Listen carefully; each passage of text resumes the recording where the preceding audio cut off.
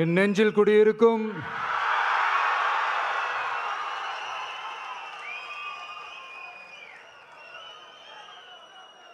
என்னுடைய தோழர்களுக்கும் தோழிகளுக்கும்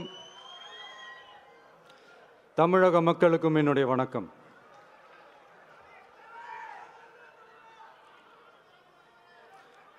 நம்ம குடும்ப உறவுகளை இழந்ததுனால சொல்ல முடியாத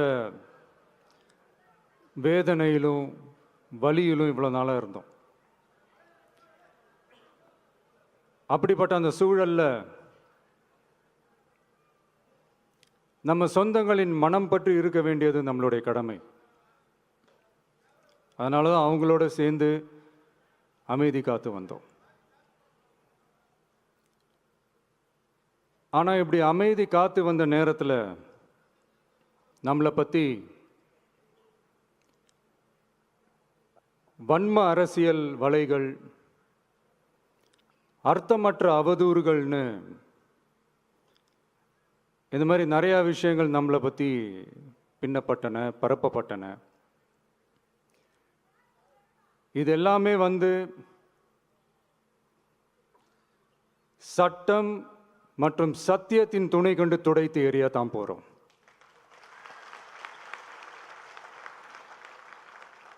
பட் அதுக்கு முன்னாடி தமிழக சட்டமன்றத்தில் நமக்கு எதிராக நிகழ்த்தப்பட்ட ஓர் உரைக்கு ஒரு நாகரிக பதிலடி கொடுக்கணும்னு நான் நினைக்கிறேன்.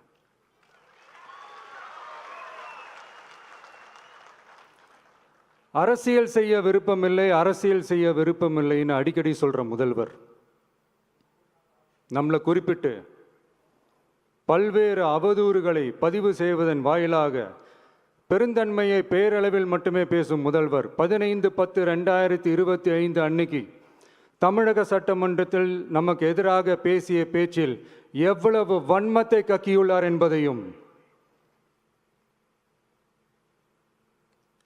எப்படிப்பட்ட ஒரு அரசியல் செய்ய முயல்கிறார் என்பதையும் தமிழக மக்கள் உணராமலா இருப்பாங்க?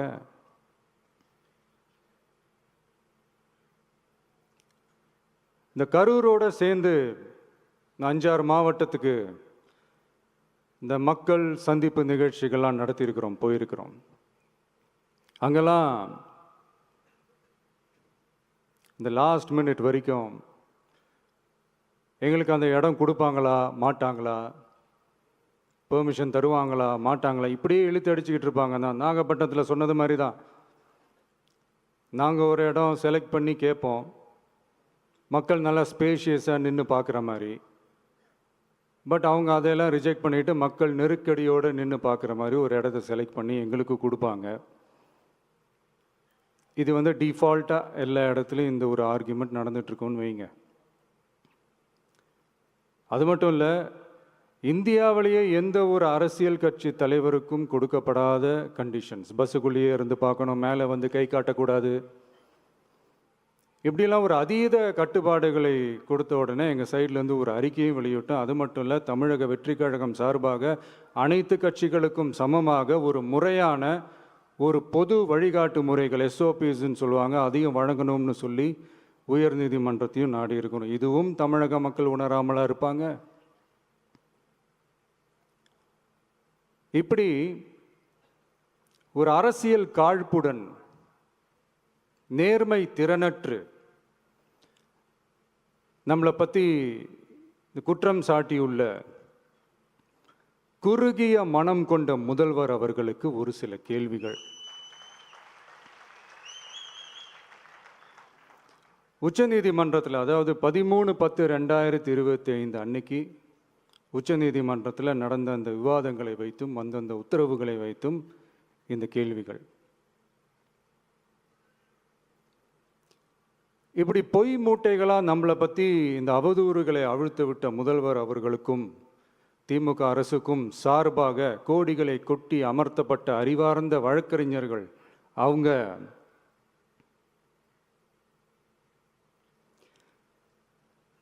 இந்த கபட நாடக திமுக அரசோட தில்லுமுல்லுகளை தாங்கி பிடிக்க இயலாமல் உச்சநீதிமன்றத்தில் திக்கு திணறி நின்றது முதல்வர் அவர்களுக்கு மறந்துவிட்டதா? இந்த கரூர் சம்பவத்துக்கு அப்புறமே அவசரமா ஒரு தனிநபர் ஆணையம், அந்த தனிநபர் ஆணையத்தை அவமதிக்கிற மாதிரி அரசு உயர் அதிகாரிகள், காவல்துறை உயர் அதிகாரிகள் எல்லாருமே நம்மளை பற்றி ஃபுல்லாக இந்த அவதூறுகள் பரப்பி ஒரு செய்தியாளர்கள் சந்திப்பு அவசரமாக. இதெல்லாம் ஏன் நடக்குது? எதுக்காக நடக்குது அப்படின்னு ஒட்டுமொத்த தமிழக மக்களும் கேள்வி கேட்க ஆரம்பிச்சாங்க. இதுவும் தமிழக முதல்வர் மறந்துட்டாரா? அதுக்கப்புறம் அந்த தனிநபர் ஆணையத்தை தலையிலேயே கொட்டி வீட்டுக்கு அனுப்பிச்சிட்டாங்க. அது வேறு விஷயம்.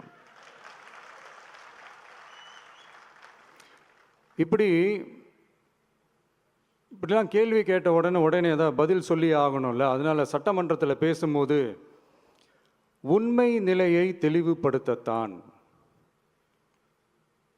அப்படின்னு ஏதோ இந்த சட்ட ரீதியாகவும் சத்தியத்திற்காகவும் நடந்தது போல ஏதோ சாமர்த்தியமாக பேசுகிறதா நினச்சி பேசியிருக்காங்க. இப்படி ஒரு 50 வருஷமாக பொது வாழ்க்கையில் இருக்கிற ஒருத்தவங்க ஒரு முதல்வர் அவர்கள் சொன்னது எவ்வளவு பெரிய ஒரு வடிகட்டின பொய், சப்பை கட்டுன்னு நான் சொல்லலை, உச்ச நீதிமன்றம் சொல்லியிருக்கிறாங்க. அவங்க சொன்னதெல்லாம் கொஞ்சம் என்னன்னு கொஞ்சம் லைட்டாக பார்ப்போமா?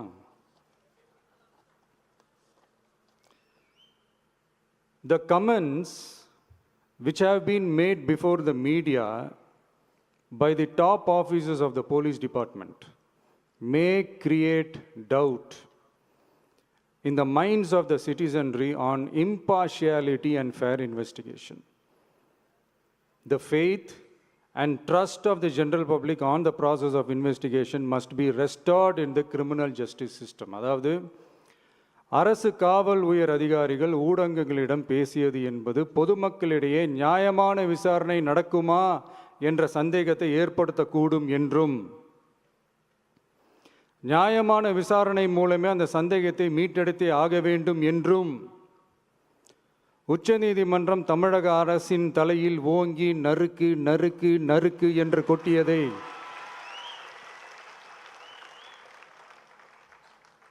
முதல்வர் அவர்கள் மறந்துட்டாரா?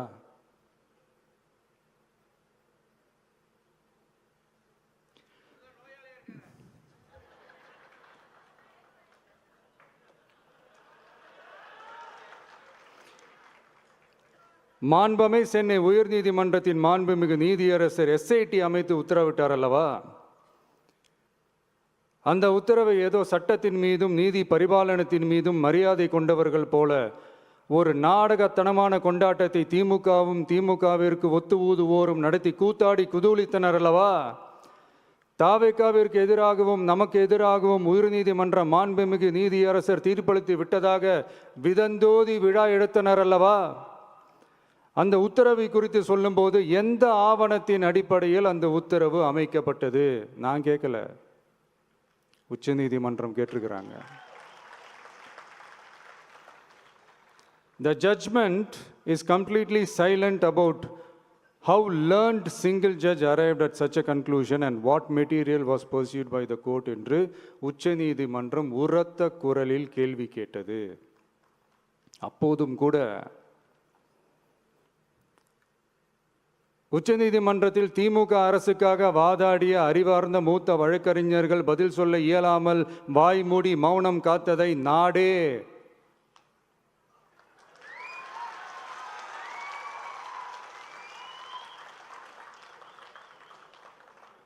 பார்த்ததல்லவா? இதையும் முதல்வர் அவர்கள் மறந்துட்டாரா?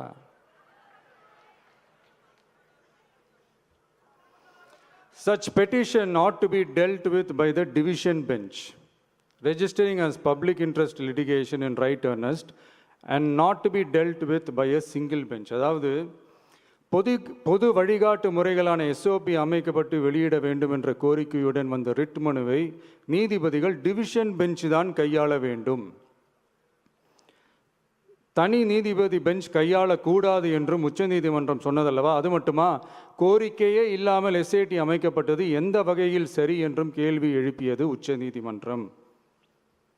இது எல்லாமே அறியாமலோ இல்லை அறியாதது போலவோ உச்சபட்ச அதிகார மயக்கத்தில் இருந்து பேசினாரோ முதல்வர் அவர்கள்? மனிதாபிமானம், அரசியல் அறம், மாண்பு இதெல்லாம் எதுவுமே இல்லாம வெறும் பேச்சில் மட்டுமே பேசிக்கிட்டு அரசியல் ஆதாயம் தேடுற ஆட்டத்தை ஆடத் தொடங்கிவிட்டார் முதல்வர் அவர்கள்.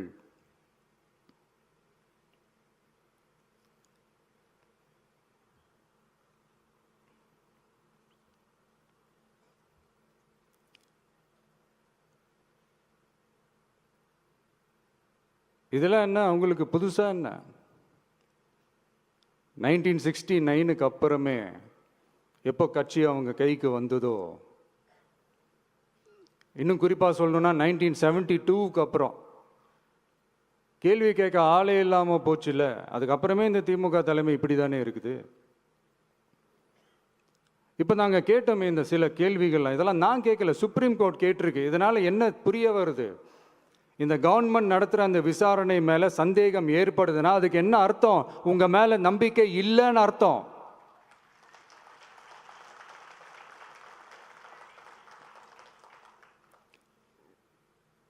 இதெல்லாம் ஏன் எதுக்காகன்னு முதல்வர் அவர்களுக்கு புரியுதா?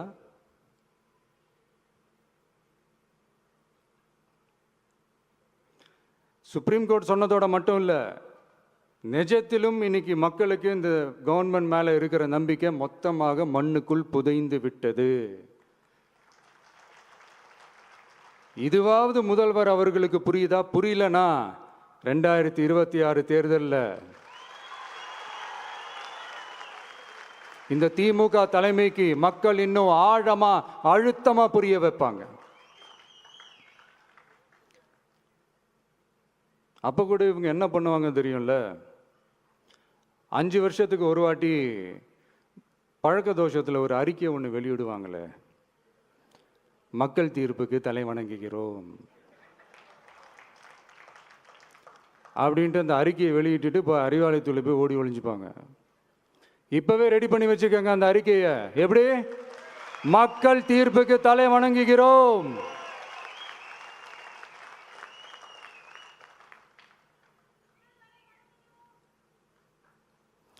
நான் போன பொதுக்குழுவில் சொன்னதை தான் இங்கே நான் திரும்பவும் சொல்கிறேன். இயற்கையும் இறைவனும் நம் தமிழக சொந்தங்களின் வடிவில் மாபெரும் மக்கள் சக்தியை நம்ம கூடவே நிற்கும் போது எம் மக்களுக்கான அரசியலை தடுப்பவர் எவர்?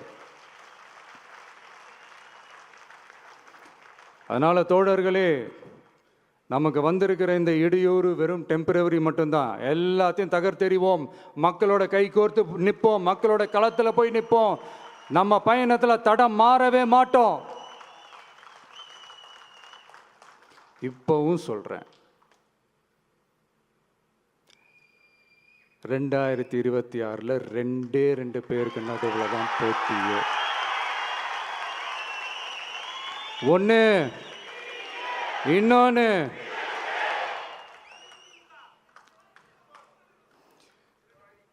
இந்த போட்டி இன்னும் ஸ்ட்ராங்கா மாறப்போகுது. 100% வெற்றி நமக்கு. வாகை சூடுவோம், வரலாறு படைப்போம், கான்பிடென்ட்டா இருங்க, நல்லதே நடக்கும், வெற்றி நிச்சயம். மீண்டும் சந்திக்கும் வரை நன்றி, வணக்கம்.